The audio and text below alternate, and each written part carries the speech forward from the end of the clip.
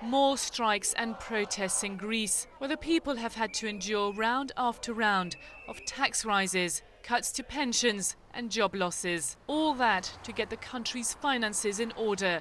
But it may not be enough. Greece cannot get out of the mess it's in without seriously reducing its debt stock, which means that there is going to be a default. Now, an orderly default is much more preferable compared to a disorderly one. Now the groundwork is being laid to avert mayhem if Greece does default. Investors and banks would take a hit.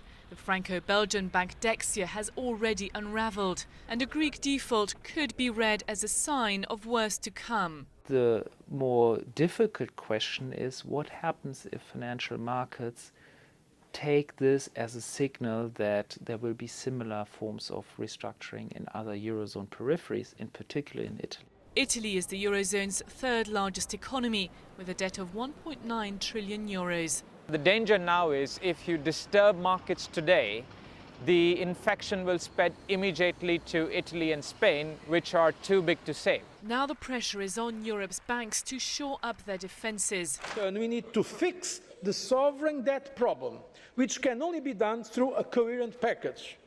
And we must therefore urgently strengthen the banks, because in fact those two issues, the sovereign contagion and the banks, are now, whether we like it or not, linked. The plan is to get the banks to recapitalise fast and also to quadruple the Eurozone's bailout fund to a staggering 2 trillion euros. It's a race against the clock. Europe's leaders must agree on what's needed in time for a crunch summit on October the 23rd. We will not be able to address all the deep underlying issues in one summit. This will take, I expect all this to linger on for several years still. Markets have been calling for a big, bold plan of action for months. And until now, European leaders have not been able to deliver. The hope is that they can deliver this time around. Vanessa Mock, CCTV, Brussels.